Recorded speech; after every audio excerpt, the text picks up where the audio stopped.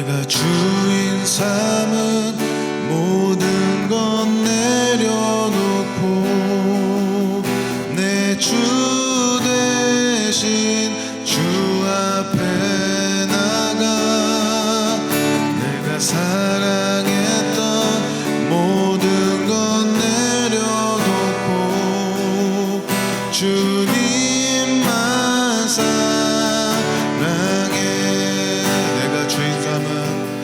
내가 주인 삼은 모든 건 내려놓고 내 주 대신 주 앞에 나가 내가 사랑했던 모든 건 내려놓고 주님만 사랑해.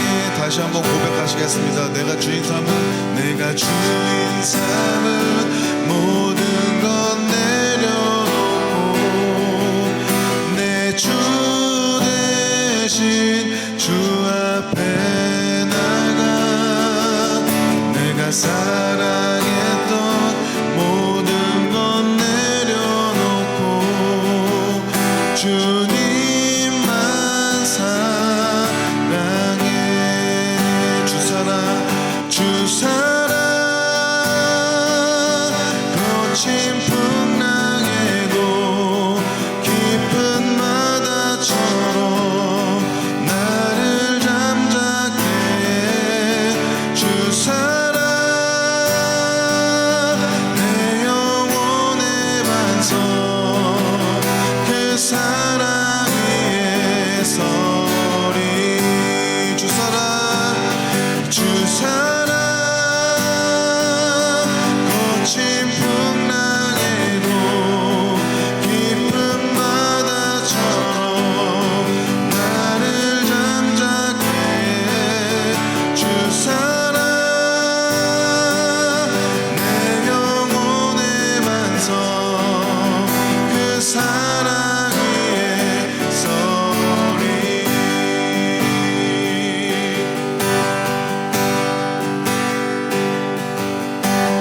아버지 사랑 내가 노래해. 아버지 은혜 내가 노래해. 그 사랑 변함없으신 거짓없으신 성실하신 그 사랑 상한 갈 때 꺾지 않으시네. 꺼져가는 등불 끄지 않네. 그 사랑 변함없으신 거짓없으신 성실하신 그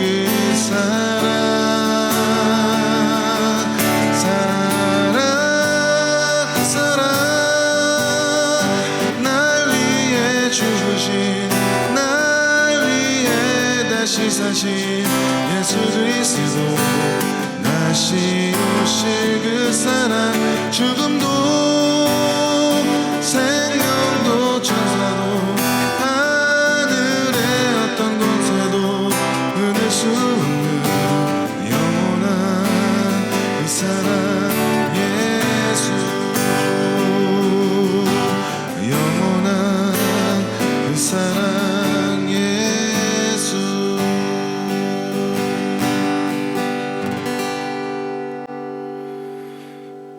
2026년 7월 19일 마곡 방주교회 주일 예배를 사도신경으로 시작하겠습니다. 전능하사 천지를 만드신 하나님 아버지를 내가 믿사오며 그 외아들 우리 주 예수 그리스도를 믿사오니 이는 성령으로 잉태하사 동정녀 마리아에게 나시고 본디오 빌라도에게 고난을 받으사 십자가에 못 박혀 죽으시고 장사한 지 사흘 만에 죽은 자 가운데서 다시 살아나시며 하늘에 오르사 전능하신 하나님 우편에 앉아 계시다가 저리로서 산 자와 죽은 자를 심판하러 오시리라.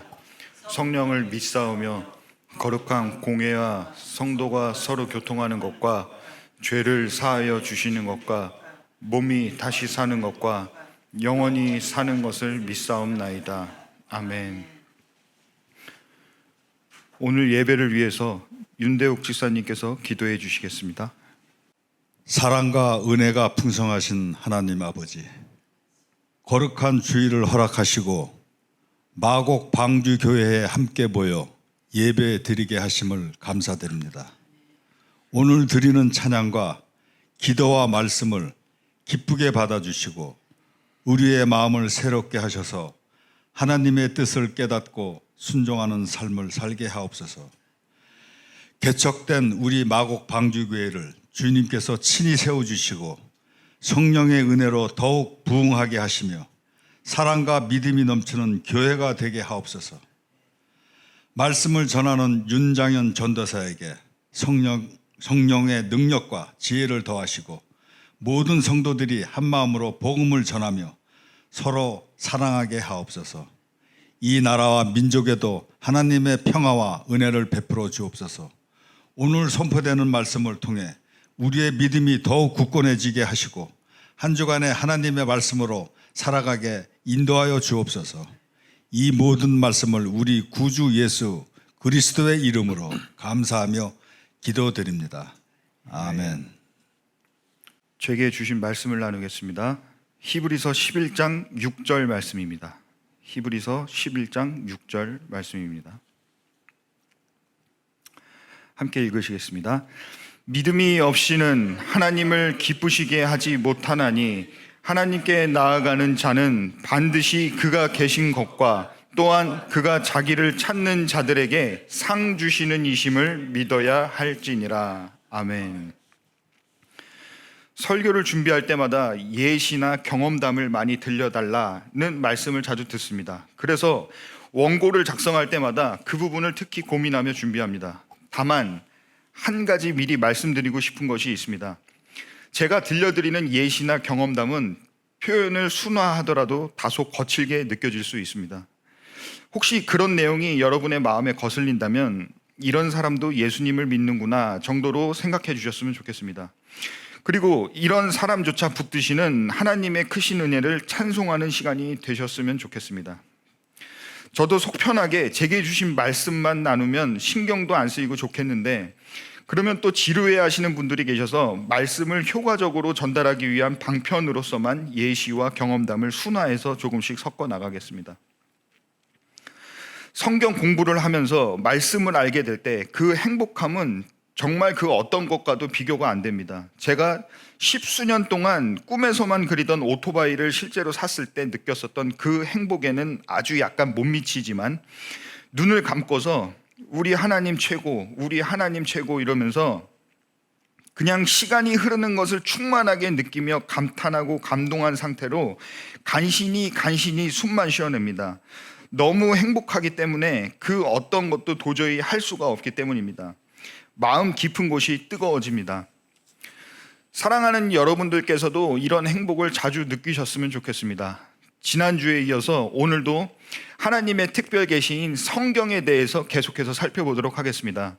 몇 주째 히브리서 11장 6절 말씀을 본문으로 채택하여 읽기만 하고 접근조차 못하고 있는데 저 역시 하루빨리 이 말씀을 공부해서 여러분들과 나누고 싶습니다. 그러나 무엇보다 중요한 것은 올바른 성경관이 먼저 세워지는 것이기 때문에 서두르지는 않도록 하겠습니다. 성경을 어떤 관점으로 읽고 해석하느냐는 앞으로 제가 나눌 말씀들을 바르게 이해하고 받아들이는 데 가장 중요한 기초가 되기 때문입니다. 우리들 주위에 있는 여호와의 증인, 몰몬교, 통일교, 신천지, 하나님의 교회, 구원파, 안식교 등은 모두 성경을 경전으로 사용하거나 인정하는 집단들이고 지난번에 살펴봤던 정통주의, 경건주의, 신비주의, 자유주의 등 또한 우리와 똑같은 성경을 보고 있음에도 올바른 성경관이 세워지지 않았기 때문에 보는 관점이 다른 것입니다. 그 결과 인간이 주체가 되어 하나님을 피조물의 자리인 객체에 옮겨놓는 죄를 범하고 있는 것입니다. 그래서 마음을 조급하게 갖기보다는 기초를 충분히 다진 후에 히브리서 말씀으로 나아가려고 합니다. 조금 시간이 걸리더라도 이 토대를 견고히 세워가는 일에 여유를 가지고 함께 해주시기를 부탁드리겠습니다. 성경은 영감된 하나님의 말씀입니다. 네덜란드의 3대 칼빈주의 신학자 중 한 사람인 벤저민 브레킨리지 워필드 박사가 성경의 이 영감에 대해 정리한 것을 요약하면 다음과 같습니다. 영감이라는 단어와 그 파생어들은 14세기 초부터 물리적, 비유적, 세속적, 종교적 의미를 포함하여 다양한 용법으로 사용되었다. 그리고 이 모든 용법의 기저에는 외부로부터 어떤 영향이 가해져 그 대상 안에 있는 평소의 능력을 넘어서는 움직임과 결과를 산출한다는 의미가 항상 내포되어 있었다. 성경은 영감받은 사람들에 의해 하나님의 뜻에 따라 산출된 결과물이기 때문에 영감받은 책이라고 불린다. 또한 성경의 저자들은 성령께서 그들 안에 역사하셔서 그들의 활동 산물이 인간의 능력을 초월하고 하나님의 권위를 지니게 되었으므로 영감받은 사람들이라고 불린다. 그러므로 영감이란 일반적으로 성령 하나님께서 성경의 거룩한 저자들에게 초자연적인 영향을 미치심으로써 그들이 기록한 글에 하나님의 권위와 절대적인 신뢰성을 부여하는 초자연적인 역사로 정의된다. 이러한 성경의 영감을 설명하는 방식에는 역사적으로 여러 가지 견해가 제시되어 왔습니다. 대표적으로는 유기적 영감, 기계적 영감, 동력적 영감이 있는데 제가 간단하게 설명드리고 지나가겠습니다. 결론부터 말씀드리면 개혁주의는 유기적 영감을 받아들입니다. 유기적 영감이란 하나님은 성경의 저자들을 있는 그대로 그들의 성격과 기질, 은사와 재능, 그들의 교육과 문화, 어휘, 문체, 스타일 등을 함께 사용하셨다고 보는 견해입니다. 그분은 그들을 조명하시고 격려하여 기록하게 하셨으며 그들의 글 쓰는 일에 있어서 죄의 영향을 억누르시고 그들이 언어를 선택하고 생각을 표현하는 일을 유기적인 방법으로 인도하셨다는 것입니다. 또한 개혁주의는 성경의 무오성을 믿습니다. 오류가 없다는 것이죠. 성경이 오류가 없는 이유는 성경 기자들이 본래부터 오류가 없는 사람들이었기 때문이 아니라 오류가 없으신 하나님께서 성령으로 그들의 기록 전 과정을 주권적으로 감독하셨기 때문입니다. 따라서 성경은 인간 저자의 개성과 문체를 그대로 담고 있으면서도 하나님께서 의도하신 바를 조금도 잘못 전달하지 않는 하나님의 정확하고 참된 말씀인 것이며 하나님께서는 영감으로 주신 말씀을 역사 속에서 없어지거나 본질적으로 훼손되지 않도록 섭리 가운데서 보존하셨다는 것도 함께 기억하셔야 합니다. 그 오류 없는 말씀을 역사 속에서 잃어버리지 않도록 하나님께서 당신의 섭리 가운데 지켜오셨다는 것입니다. 이것을 바로 성경의 보존이라고 합니다. 두 번째, 기계적 영감이란 하나님께서 성경의 모든 내용을 저자들에게 구술하시고 저자들은 단지 그것을 서기처럼 받아 적는 받아쓰기를 한 것이라는 견해입니다. 하지만 여러분은 아시다시피 하나님께서는 저자들의 성격과 기질, 교육과 문화, 어휘와 문체 등을 모두 함께 사용하셨습니다. 이 견해는 일부 유대교의 랍비들이나 과거 일부 신학자들이 하나님의 권위를 강조하기 위해 주장되었으나 현재는 거의 받아들여지지 않고 있습니다. 세 번째, 동력적 영감이란 하나님의 영감이 인간의 이성과 종교적 감정을 고양시키는 정도에만 머물며 성경은 그러한 그들의 영적 체험과 신앙의 인간적인 산물일 뿐이며 따라서 오류의 가능성이 있다라는 것입니다. 이것을 자유주의가 받아들여서 성경은 인간의 종교적 증언에 불과한 것이고 신앙과 도덕에는 가치가 있으나 역사나 과학적으로 봤을 때 역시 오류가 있을 수 있다고 주장을 했습니다. 그러므로 그들은 성경의 무호성을 거부하였을 뿐만 아니라 오류가 있을 수 있다는 것입니다. 성경의 축자 영감 또한 부정하였습니다. 축자 영감이란 성경의 영감이 단지 사상에만 미친 것이 아니라 기록된 단어 하나하나에도 영향을 미쳤다는 것인데 그들은 이것을 부정하고 있는 것입니다. 개혁주의는 성경의 이 축자 영감을 수용하고 있습니다. 축자 영감에 대해 조금 더 살펴보면서 우리가 성경을 바라보는 관점에 대해서도 함께 살펴보도록 하겠습니다. 말씀 한 구절 보시겠습니다. 창세기 12장 7절 제가 읽겠습니다. 여호와께서 아브라함에게 나타나 이르시되 내가 이 땅을 내 자손에게 주리라 하신지라. 자기에게 나타나신 여호와께 그가 그곳에서 제단을 쌓고. 이 부분은 아브라함 나이가 75세 무렵일 때 그가 아내와 조카와 사람들을 데리고 가나안 땅에 입성하고 나서 여호와께서 아브라함에게 약속하시는 부분입니다. 자세히 살펴보면 여호와의 말씀 중에 자손이라는 단어가 나옵니다. 내가 이 땅을 내 자손에게 주리라. 여기 자손이라는 단어에 사용된 히브리어 제라라는 단어로서 자손 또는 씨라는 뜻을 갖고 있습니다. 이 구절 때문에 일부 기독교인들은 1948년 현재의 이스라엘 국가 건국이 바로 하나님의 약속 성취라고 보고 있습니다. 이스라엘 국민들이 바로 아브라함의 자손이라는 것입니다. 그런데 이 제라라는 단어는 안타깝지만 복수명사가 아니라 단수명사입니다. 아시다시피 복수명사란 둘 이상을 나타내는 명사이고 단수명사란 그 개체가 1인 상태, 단수인 상태를 이야기하는데 하나님께서는 이 땅을 아브라함의 자손들에게 주시겠다고 말씀하시지 않고 한 명의 자손에게 주시겠다고 말씀하신 것입니다.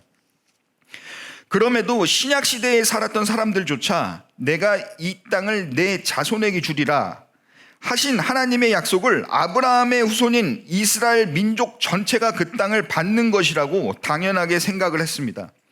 왜냐하면 아브라함의 자손이라는 말 자체가 혈통적 이스라엘 전체를 가리키는 표현으로 사용되었고 또 통용되었기 때문에 자손이라는 단어의 단수와 복수의 구별을 중요하게 생각하지 않았던 것 같습니다. 오류가 없으신 하나님께서 성경에 쓸 말을 잘 불러주시기는 하셨는데 받아서 적었던 저자 모세가 덤벙댔던 것일까요? 그래서 하나님께서 성경의 단어 하나하나에 개입하셨다는 축자 영감이라는 것은 신뢰할 수 없는 것일까요? 아니면 원래 원본에는 자손들이라고 적혀 있었는데 훗날 사본들이 만들어지면서 오류가 생겼을까요? 오류가 생겼다면 하나님께서 당신의 섭리로 성경을 보존하셨다는 성경의 보존이 또 신뢰를 잃게 됩니다. 만약 이러한 문제들이 사실이라면 우리는 오락가락하는 이 성경을 영원한 생명이 걸려있는 구원에 대한 약속으로 결코 인정할 수 없을 것입니다. 이런 의견은 어떻습니까? 성경은 무효하고 축자 영감되었으며 하나님께서 성경을 보존하셨다는 것은 틀림없다. 그래서 우리의 해석이 지혜로울 필요가 있다. 즉 단수명사 제라가 뜻하는 자손이란 아브라함이 앞으로 낳게 될 아들 이삭을 말씀하고 계신 것이다. 당시 아브라함은 자식이 없었기 때문에 내가 이 땅을 내 자손에게 주리라 라는 하나님의 말씀을 두 가지를 약속하시는 것으로서 받아들였을 것이다.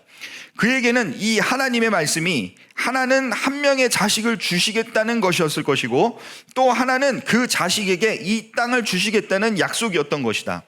그러니 자손들이 아니라 자손이라고 단수명사가 쓰인 것은 하나님께서는 아브라함에게 나올 이삭을 미리 생각하시고 약속을 하셨던 것이다. 어떻습니까? 매우 합리적입니다.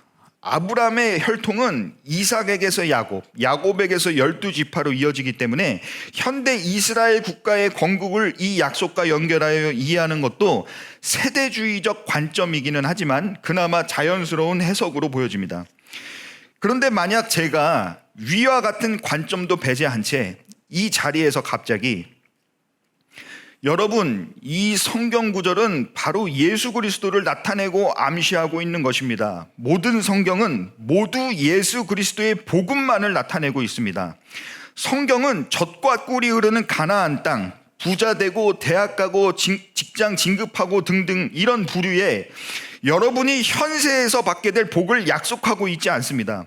모든 성경은 예수 한 분을 우리에게 주시기 위한 약속으로 종결되며 그것은 이미 성취되었습니다 라고 한다면 여러분은 제게 지나친 억측이라고 하시거나 문맥을 무시한 지나친 해석이다, 알레고리적 해석이라 위험하다고 하시지 않겠습니까? 예수님의 제자들은 정규교육을 받지 않았던 사람들이었습니다. 성경은 반드시 성령이 조명해 주셔야만 바르게 알 수 있는 것입니다. 말씀 보시겠습니다. 갈라디아서 3장 16절 제가 읽겠습니다. 이 약속들은 아브라함과 그 자손에게 말씀하신 것인데 여럿을 가리켜 그 자손들이라 하지 아니하시고 오직 한 사람을 가리켜 내 자손이라 하였으니 곧 그리스도라. 사도 바울은 당시 학식 있고 구약과 율법에 능통한 유대주의에 휘둘리고 있는 갈라디아 교인들에게 책망하며 이같이 말했습니다. 바울은 창세기의 하나님의 약속 속 자손이 누구인지를 명확하게 이야기하고 있습니다. 오직 한 사람을 가리켜 내 자손이라 하셨으니 곧 그리스도라. 여러분, 제가 이야기한 것이 아니고 바울이 이야기했다고 하니 어떻게 생각되십니까? 같은 대답임에도 제가 이야기했을 때는 잘못된 해석이고 사도 바울이 이야기하고 있고 또 성경에 기록된 말씀이니 무조건 믿으면 되는 겁니까? 바울의 이 해석은 제가 해석했을 때 하셨던 평가처럼 지나친 억측이라고 생각할 수도 있고 알레고리적 또는 자의적 해석이라고 말할 수 있을 것입니다. 먼저 바울은 창세기의 문맥을 무시한 채 해석을 하고 있습니다. 창세기 12장의 문맥은 하나님께서 아브라함에게 후손과 땅을 약속하시고 있는 장면인데 갑자기 예수님이 등장한다는 것은 분명히 성경의 문맥을 벗어난 해석이 맞습니다. 바울은 분명 이 해석에서 신약의 의미를 구약에 억지로 끼워 넣고 있습니다. 널리 알려지고 사용되는 성경의 연대표를 근거로 창세기와 갈라디아서는 약 2100년 전후의 시간적 차이를 갖고 있습니다.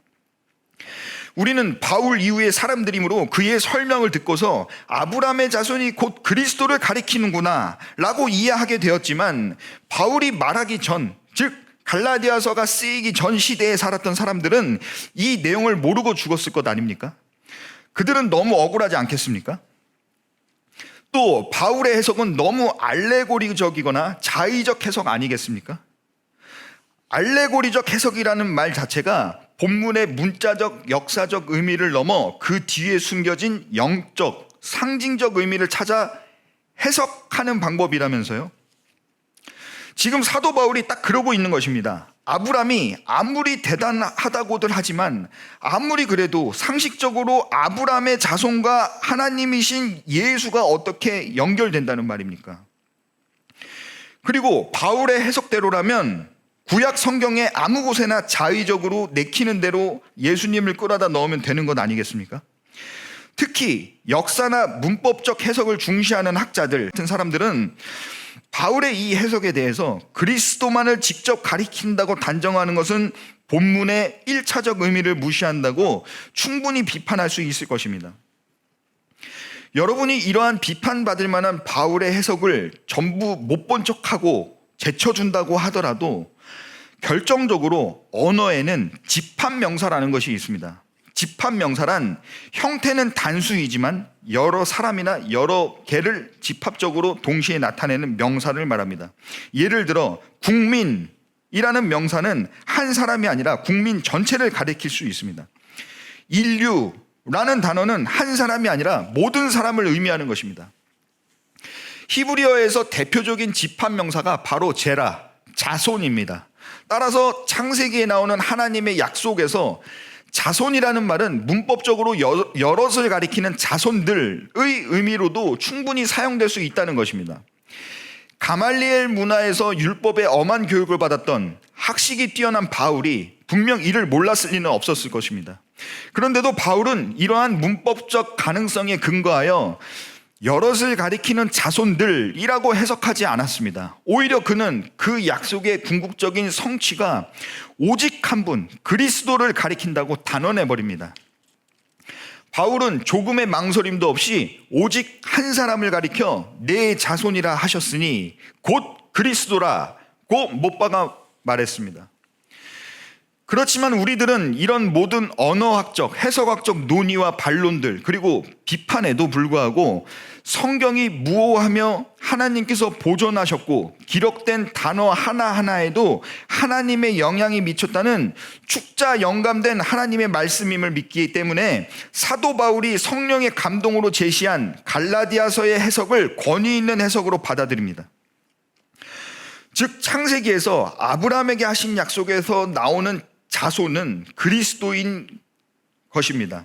우리가 현재 성경을 판단하는 기준인 언어학과 해석학, 과학, 논리, 철학 등은 매우 정교하고 고상한 것 같고 합리적인 것 같고 마치 진리인 것 같지만 여전히 인간의 이성을 그 중심에 두고서 하나님을 관찰하는 피조물의 창조주 자리약탈이라는 위험한 놀이를 계속해서 하고 있는 것에 불과합니다.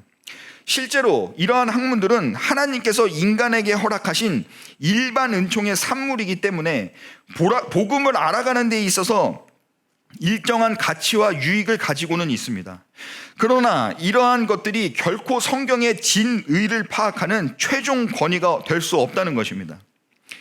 이러한 각 학문을 선도하는 학자들조차도 현상을 보고 다르게 해석하고 동일한 히브리어와 고대 헬라어 본문을 놓고도 서로 너는 틀렸고 자기 말이 맞다며 각각 다른 결론을 내리기도 하고 갈등을 겪기도 합니다.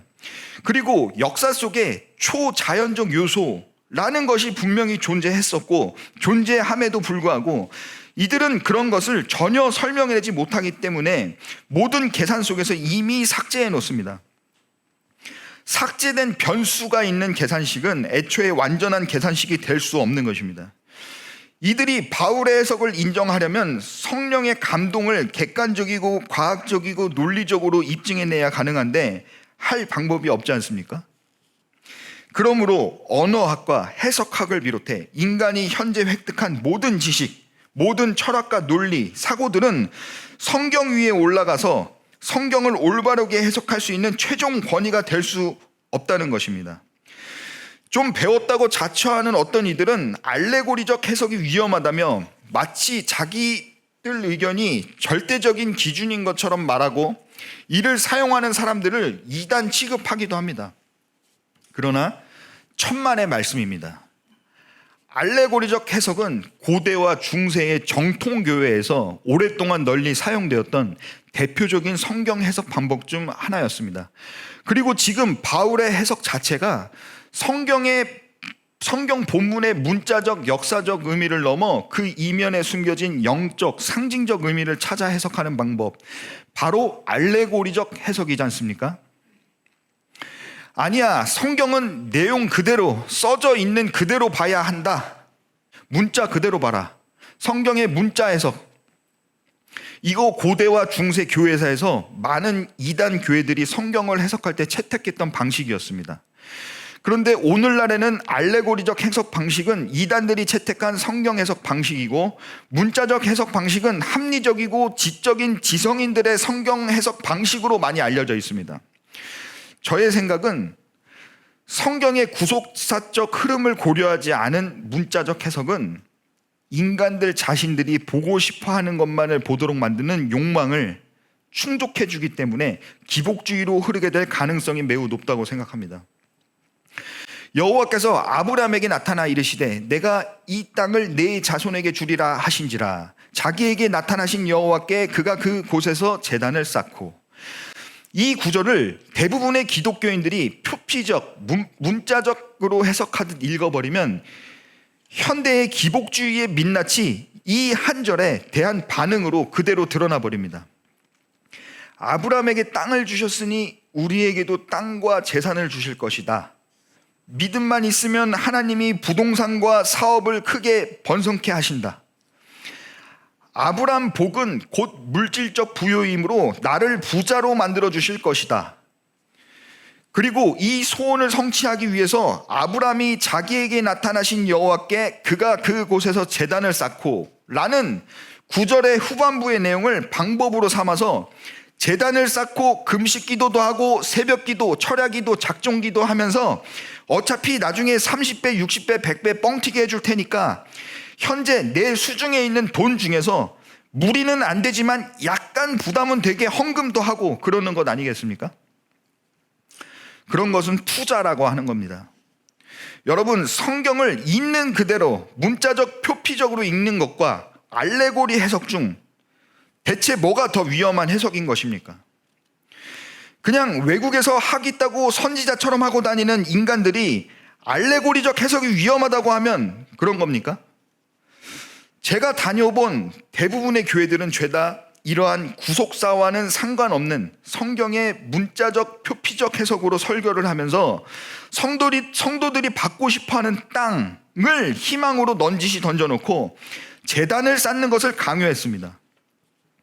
유튜브를 틀거나 서점에 가도 복 줄 테니까 착하게 살아, 기도를 몇 시간씩 해야 돼, 응답받는 기도법, 영향력 있는 사람이 되라, 모세의 리더십 등 진짜 교회라는 게 이제는 너무 저급해져 버려서 논할 가치조차 없습니다.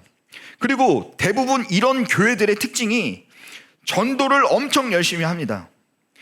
이런 식으로 하면서 전도를 하겠다는 것은 대체 뭘 전하겠다는 겁니까? 기복주의가 환장하는 성경의 복이라는 단어에 사용된 히브리어 바라크라는 단어는 여러분들의 물질적 이득과는 전혀 관련이 없는 단어입니다. 이 단어의 뜻은 무릎 꿇다입니다. 하나님 앞에서 무릎 꿇는 것이 너희의 복이라고 성경이 말씀하고 있는데 왜 자꾸 성경을 통해서 엉뚱한 걸 빌고 있냐는 것입니다. 오늘부터 지금까지 간절하게 열심히 빌어왔던 그 복달라는 기도만큼 하나님 앞에서 제발 나를 무릎 꿇려 달라고, 우리 애아빠 무릎 말고 내 무릎 좀 제발 꿇려 달라고 기도하실 수 있겠습니까? 이번에도 안 되면 하나님 내 무릎 그냥 끊어버리시라고, 그래서 내가 죽고 내 안에 예수만 살게 해달라고 기도하실 수 있겠습니까? 이런 기도를 금식해 가면서 산기도, 철야기도, 새벽기도 다니시면서 하시겠습니까? 어떻게 하시겠습니까? 많은 교인들이 성경을 읽고서 신앙생활을 하는 패턴은 아주 간단한 것 같습니다. 이건 연구 결과고 뭐고 아무것도 아니고 그냥 제 생각인데 한번 들어보시기 바랍니다. 우선 무언가 정서적이든 물질적이든 결핍이 있어야 성경을 봅니다. 그리고 그 자신의 결핍을 채워준다거나 위로해주는 구절들을 찾아서 잘 보이는 곳에 써붙이고 외우고 언젠가 자신이 맞이할 미래라고 생각합니다. 그 미래를 맞이하기 위해 성경에 나오는 그 많은 하라는 것과 하지 말라는 것들 중 자기 여건에 맞게 할 수 있는 것과 안 할 수 있는 것 몇 가지만 골라서 아주 잘 지킵니다. 하나님이 자신을 감시하고 있다고 생각하는 거죠. 그리고 자신에게 올 축복된 미래를 위해서는 자신의 그런 행위를 공고하게 해야 하니까 자신만큼 성실히 못한 사람들에게 요령을 설명하기도 하고 권면도 하고 정죄도 합니다. 타인을 깎아내림으로써 자기의 행위를 견고하게 보호하고 있는 것입니다. 그리고 얼마간의 시간이 흐른 후 그 원하는 미래는 오지 못한다는 것을 알게 됩니다. 그럼 또 착해가지고 성실하지 못한 자기 탓을 하고 반성하면서 하나님 앞에서 그 반성하는 자신을 또다시 착하다고 내어 보여줍니다. 그리고 그동안 자기의 수고를 그냥 버릴 수는 없으니까 그것들을 하나님에 대한 믿음이 성장하는 시간이라고 타협하고서 신실함 또는 내려놓음이라는 이름으로 사람들에게 간증을 합니다. 이때부터는 포지션의 변화를 약간 줍니다. 자신은 현재 가난하지만 예수라는 이름만으로 행복하다는 겁니다. 막 작은 것에 감사해야 하고 행복해하는 척하고 그러는 겁니다. 자신은 헐벗었지만 봉사도 하고 전도도 하러 다닙니다. 그러다 좀 더 시간이 흐르면 그때 나에게 내가 원하는 것을 주시지 않았던 것은 나에게 축복이었다고 또다시 간증을 하고 다닙니다.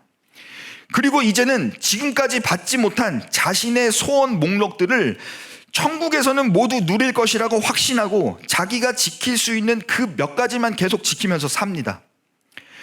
가끔 업그레이드가 되기도 합니다. 왜냐하면 하루 3개 지키던 것이 좀 형편 좋은 날에는 5개, 6개 지키기도 하기 때문입니다. 5개 지킨 날이 많아지면 이제 스스로 성화되었다고 합니다. 이때쯤 되면 나이가 많아져서 신체가 노화되니까 자연히 정욕이 줄어들고 그걸 또 성화되었다고 말하고 다니는 겁니다. 그리고 이런 자신을 대견하게 생각할 하나님께 하나님 그래도 저 이 정도면 잘했죠? 라고 우쭐대다가 때가 되면 가는 겁니다. 이걸 신앙생활이라고 합니까? 제 생각에는 이렇게 살다 간 사람들이 수두룩할 것 같은데 아닙니까? 이들은 미안한 얘기지만 똑같이 성경책 끼고 예배당에서 함께 예배는 드리고 있지만 전혀 다른 하나님을 믿다가 가는 겁니다. 부처님 상에 가서 절하고 장례식장에서 절하고 그런 것 욕할 게 아니라 성경은 그런 것에 대해서도 신경도 안 씁니다. 성경은 교회 안에서 예수 외에 자기의 가능성을 믿는 것을 바로 다른 복음이라고 말씀하고 계십니다. 그리고 바로 이런 걸 가리켜 우상 숭배라고 하는 것입니다. 여러분들 중에 자기의 가능성을 미천으로 속된 말로 하나님과 쇼 붙이려고 들이대본 적이 단 한 번도 없는 사람 여기 있습니까? 하나님 이번에만 해주시면 제가 매주 헌금 얼마씩 하겠습니다. 뭐 이런 기도 다 해보셨잖아요. 우리는 다 우상 숭배하는 자들인 것입니다. 하나님의 은혜 없이는 그 하나님을 감지조차 못하는 인간 주제에 하나님 까불면 나한테 죽어라고 외치며 주먹을 들어 올리고 있는 겁니다. 하늘에 주먹질한 그 목사나 우리나 다 똑같은 겁니다. 신명기에서는 너는 그 악을 행한 남자나 여자를 내 성문 밖으로 끌어내 그 남자나 여자를 돌로 쳐 죽이라고 되어 있습니다. 이 말씀은 왜 안 지키십니까? 돌로 쳐 죽이라잖아요. 기왕 말이 나왔으니 또 물어보겠습니다. 우상 숭배가 나쁜 겁니까? 동성애가 나쁜 겁니까? 제가 동성애를 옹호하는 것이 아니라 동성애를 반대하는 현대 기독교인들의 행태가 인간의 대표적 악마성을 너무도 명확하게 보여주고 있는 것이라고 생각하기 때문에 그렇습니다. 저는 개인적으로 동성애자들을 이해하지 못합니다. 예전에 지방 공연 자주 다니고 그럴 때 여느 때처럼 지방 공연이 끝나고 서울 올라오자마자 늦은 밤까지 연습하고서 막자가 끊겨 건대 입구 쪽 사우나에서 잠을 잔 적이 있었는데 어떤 형제분이 제 아래 속옷을 내린 적이 있습니다. 경찰에 인계하기 전에 제가 물었습니다.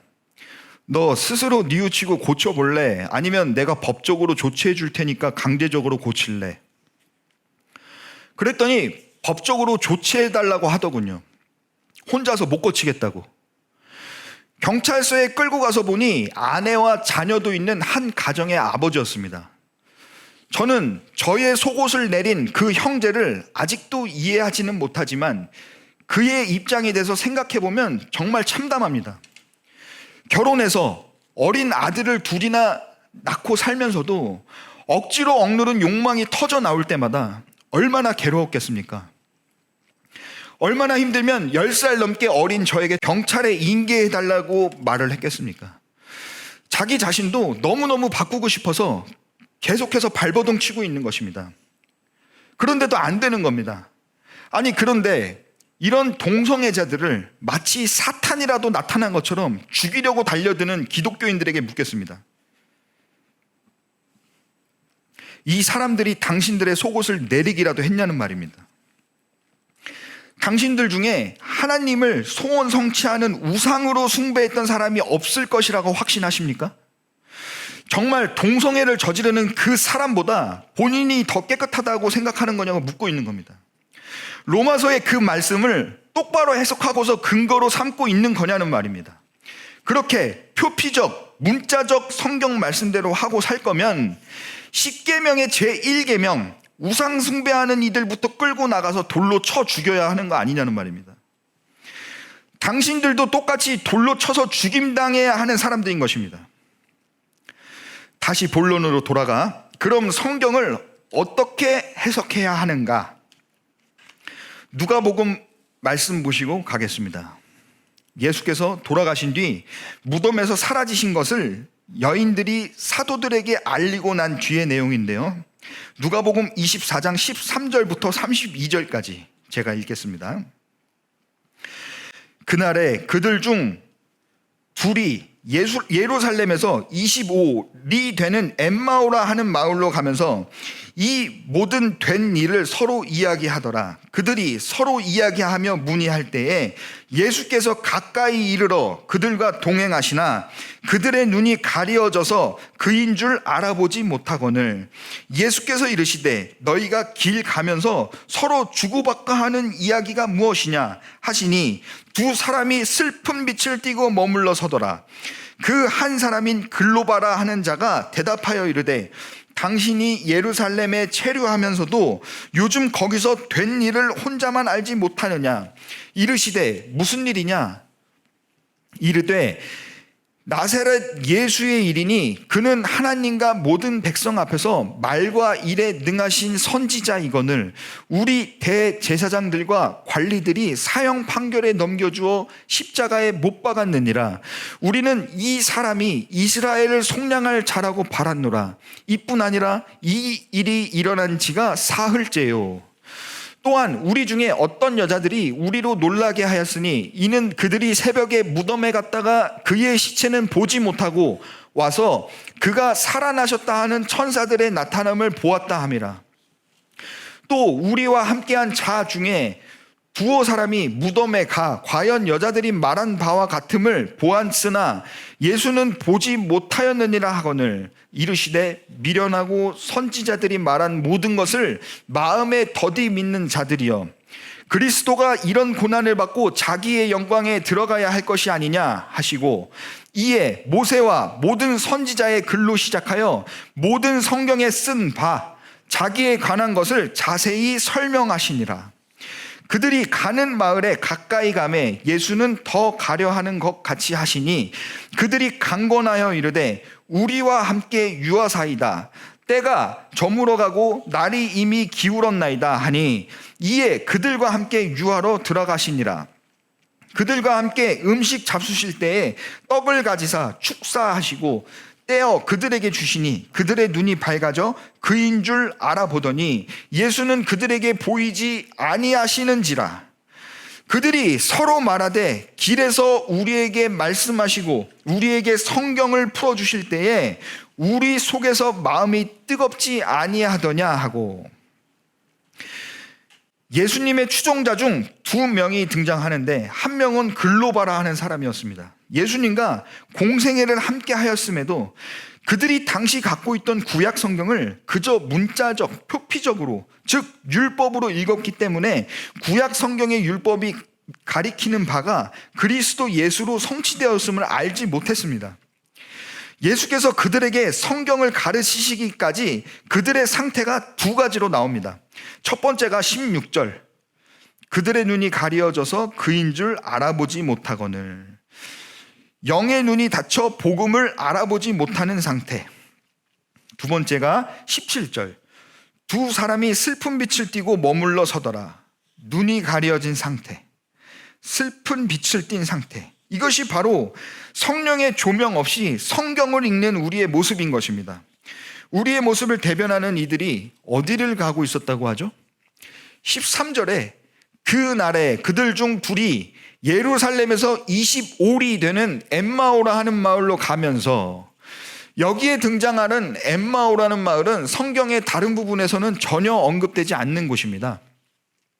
현재까지도 엠마오가 어딘지 정확히 알 수 없습니다. 그렇다면 엠마오라는 마을의 이름의 뜻이 우리에게 복음과 관련된 어떤 것을 전하고 있다고 봐야 하는 것입니다.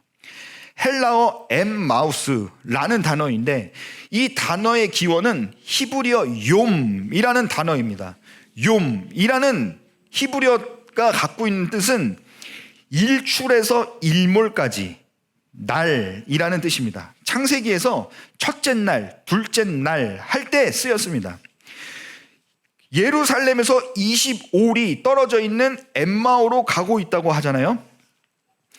25라는 숫자로 번역된 헬라어 헥세콘타는 25가 아니라 60이라는 뜻입니다. 25리 할 때 리는 우리나라 거리를 재는 단위인데 헬라어 원문을 보면 스타디온이라고 되어 있습니다. 당시 신약시대 사람들은 스타디온이라는 거리를 재는 단위를 사용했습니다. 즉 예루살렘에서 엠마오까지는 60 스타디온이 떨어져 있었는데 우리나라의 거리를 재는 단위인 리로 바꾸게 되면서 60 스타디온은 25리 정도가 되므로 개역개정 성경에서 우리나라 독자들이 이해하기 쉽도록 25리라고 번역을 해놓은 것입니다. 60 스타디온 그리고 엠마오. 60에서 6은 창세기에서 인간이 창조된 날이고 7은 하나님께서 안식을 하셨는데 6에서 7로 가는 과정이 바로 일출에서 일몰까지 날, 성도의 인생이라는 겁니다. 그 인생 속에서 예수님께서 직접 찾아오시는 겁니다. 창세기에서는 6인데 왜 여기서는 60이냐고 의문을 가지실 것 같은데 인간을 지으신 6에 완전수 10을 곱함으로 창세기 아담 때와는 다르게 누가복음에서는 예수께서 언약을 성취하셨음을 나타내고 있는 겁니다. 그때 우리의 모습은 이 인생 속에서 눈이 가리어져 말씀 속에서 예수를 발견하지 못하고 율법으로만 받아들여 수고하고 짐진 자로서 슬픈 빛을 띠고 있을 때 예수께서 우리를 친히 찾아오시는 겁니다. 그리고서 그 예수께서 우리에게 하시는 일이 뭡니까? 27절 제가 다시 읽어드리겠습니다. 이에 모세와 모든 선지자의 글로 시작하여 모든 성경에 쓴 바 자기에 관한 것을 자세히 설명하시니라. 자기에 관한 것을 자세히 설명하시니라. 이 구절에서 모든 성경에 쓴 바 할 때 쓴 바에 사용된 단어가 헬라어 N이라는 단어로 전치사입니다. 수단 혹은 뭐뭐 안에 등의 뜻이 있습니다. 그러니까 대입하여 다시 읽어드리면 이에 모세와 모든 선지자의 글로 시작하여 모든 성경을 수단으로 자기에 관한 것을 자세히 설명하시니라. 또는 이에 모세와 모든 선지자의 글로 시작하여 모든 성경 안에 자기에 관한 것을 자세히 설명하시니라 인 것입니다. 이것이 바로 성령의 조명 속에서 성경을 해석하는 기준인 것입니다. 모든 성경 그리고 그 은혜를 알게 된 그들이 이렇게 이야기합니다. 32절 그들이 서로 말하되 길에서 우리에게 말씀하시고 우리에게 성경을 풀어주실 때에 우리 속에서 마음이 뜨겁지 아니하더냐 하고. 여러분, 우리는 결코 완전한 존재가 아닙니다. 존재 자체가 완전하지 못한데 그 존재가 습득하는 지식이라는 것이 완전할 수 있겠습니까? 우리는 유일한 객관적 계시인 성경을 반드시 예수로만 종결 지을 수 있도록 성경의 진의를 알게 해달라고 성령님께 날마다 은혜를 구해야 하는 것입니다. 성경을 진리라고 하는데 진리라는 것은 시간과 공간이 변하더라도 결코 변함이 없어야만 하는 겁니다. 하나님의 말씀이 자신이 만들어 놓은 시간의 영향을 받는다면 그건 하나님의 말씀이 아닌 것입니다. 즉 시대에 따라 장소에 따라 다르게 해석되는 것은 진리가 아닌 것입니다. 우상 숭배하는 자는 돌로 쳐서 죽여야 되는데 여러분들 중 그렇게 해보신 분들 없지 않습니까? 무슨 율법의 종류라고 해서 도덕법, 의식법, 시민법 등으로 성경에는 나오지도 않는 이야기들인데 자기들끼리 종류별로 나누어 놓고 도덕법은 꼭 지켜야 하는 율법이고 의식법은 예수를 예표하는 율법이기에 이제는 시대가 바뀌어서 행위로는 안 지켜도 된다는 둥, 이런 말도 안 되는 소리가 있습니까?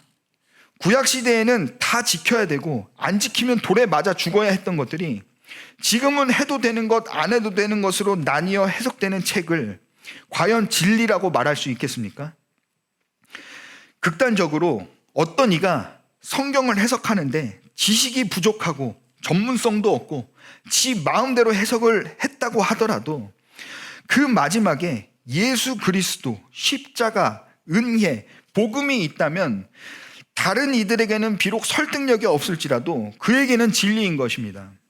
하나님께서도 우리에게 예수를 설명하실 때 세상의 비진리들을 도구로 삼아 진리를 가르치십니다.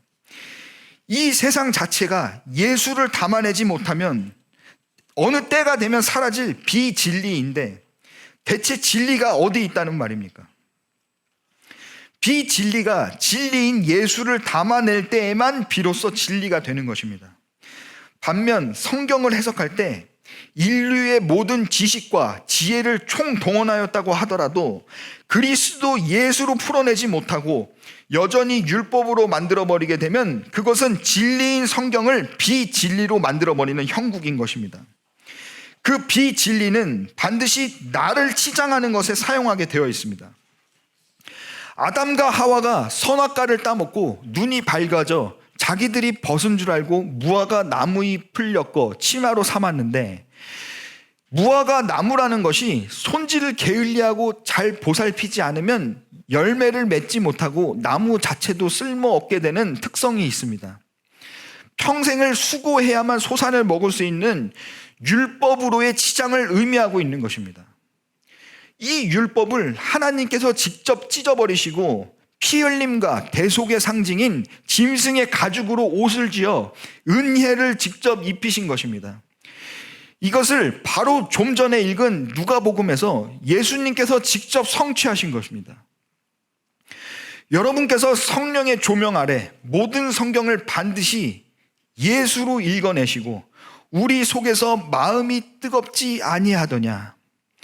길에서 우리에게 말씀하시고 우리에게 성경을 풀어주실 때에 우리 속에서 마음이 뜨겁지 아니하더냐 하고 고백하게 되기를 기도하겠습니다. 찬양 한 곡 부르시겠습니다. 아버지 당신의 마음이 있는 곳에 나의 마음이 있기를 원해요.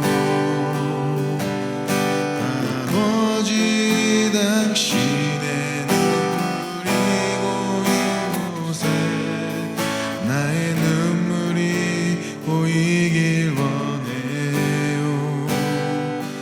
아버지 당신이 바라보는 영혼에게 나의 두 눈이 향하길 원해요. 아버지 당신이 울고 있는 어두운 땅에 나의 두 발이 향하길 원해요. 나의 마음이 아버지의 마음 알아. 내 모든 뜻 아버지의 뜻이 될 수 있기를 나의 온몸이 아버지의 마음 알아. 내 모든 삶 당신의 삶 되기를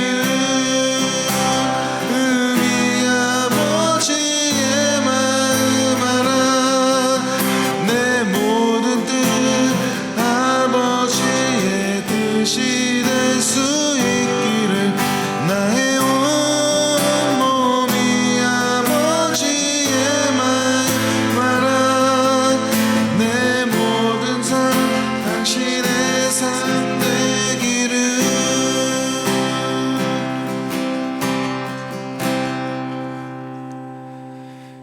김영금 전도사님 나오셔서 기도해 주시겠습니다.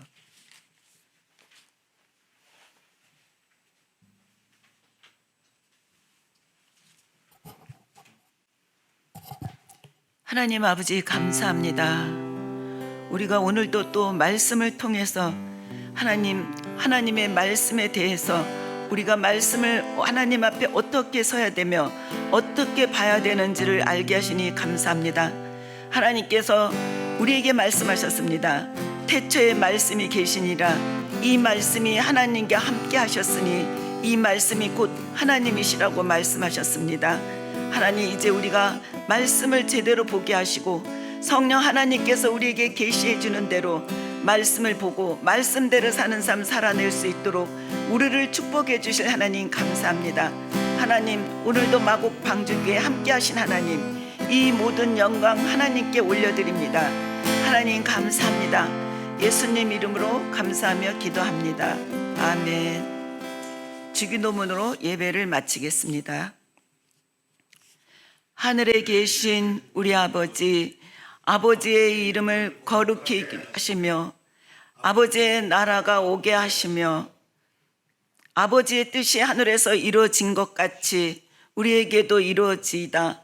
오늘날 우리에게 일용할 양식을 주옵시고 우리가 우리에게 잘못한 사람을 용서해 준 것 같이 우리의 죄를 용서하여 주시고 우리를 시험에 들게 하지 마옵시며 악에서 구하옵소서. 나라와 권능과 영광이 영원히 아버지의 것입니다. 아멘. 이것으로 오늘 주일 예배를 마치겠습니다. 저희 교회는 화요일부터 토요일까지 기도회로 하고 있습니다. 많은 분들이 참석하셔서 성령님과 함께하는 그 예배에 우리가 함께 하나님을 경험하고 또 우리의 마음과 우리의 생각들이 또 말씀으로 회복되는 좋은 시간들이 되기를 여러분들을 축복하고 함께하기를 기도하겠습니다. 많은 분들이 같이 함께하기를 제가 소망하며 나가오니 같이 와서 함께 예배드려요. 감사합니다.